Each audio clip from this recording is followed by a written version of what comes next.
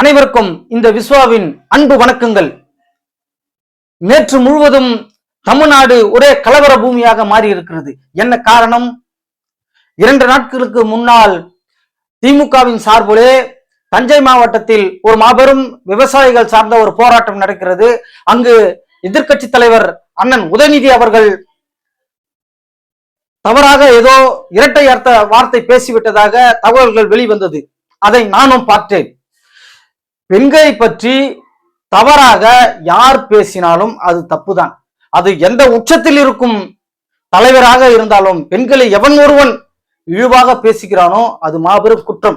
அது உடனடியாக காவல்துறை நடவடிக்கை எடுக்க வேண்டும் என்று இந்த காணொளி வாயிலாக கேட்டுக்கொள்கிறேன். அது மட்டுமல்ல, திமுக என்றாலே ஒரு இரட்டை அர்த்த பேச்சுகள் தான், வன்முறை பேச்சுகள் தான். நான் பல ஆண்டுகளாக பார்த்து கொண்டிருக்கிறேன். ஐயா கலைஞர் அவர்களும் இருக்கட்டும், அண்ணன் ஐயா ஸ்டாலின் அவர்களாக இருக்கட்டும், அண்ணன் உதயநிதி அவர்களாக இருக்கட்டும், குறிப்பாக அந்த கட்சியில் கிருஷ்ணமூர்த்தி என்ற ஒரு பேச்சாளர் இருக்கிறார்.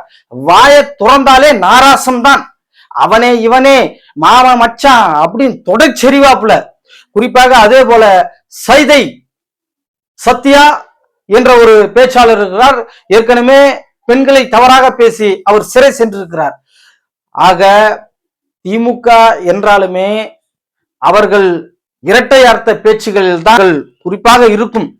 ஆனால் அதை எதிர்த்து இன்று தமிழக வெற்றி கழகத்தின் சார்பாக மாவட்டங்கள் தோறும் போராட்டம் நடந்திருக்கு. அதுதான் ரொம்ப மனசு வேதனையாக இருக்கிறது.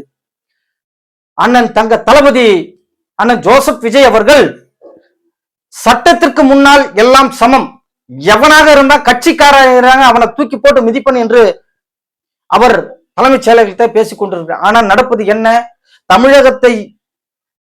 தமிழகத்தில் 10 வயது சிறுமி, கோயம்புத்தூரிலே 10 வயது சிறுமி பாலியல் பலாத்காரம் செய்யப்பட்டது.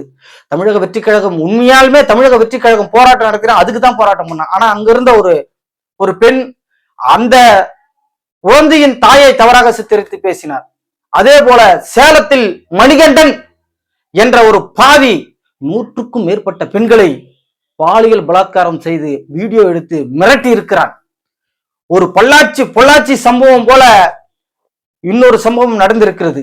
அது மட்டும் இல்லாமல் ராணிப்பேட்டையில் விஜய் மோகன் என்ற ஒரு தாவேகா நிர்வாகி மனம் வேதனை அளிக்கிறது.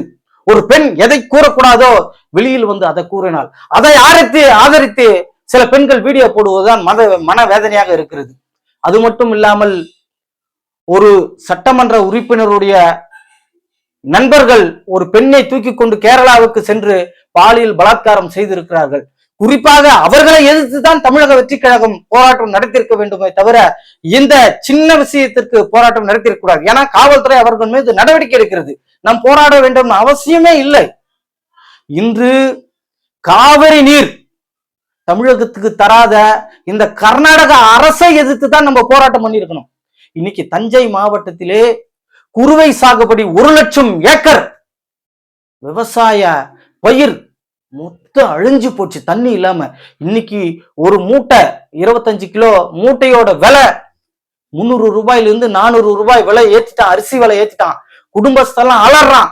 அதெல்லாம் தான் முக்கியம். நமக்கு தேவையில்லாமல் எதிர்கட்சியை எதிர்த்து நம் போராட்டம் செய்வது தவறு.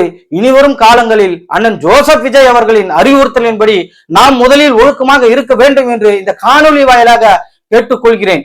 நன்றி, வணக்கம்.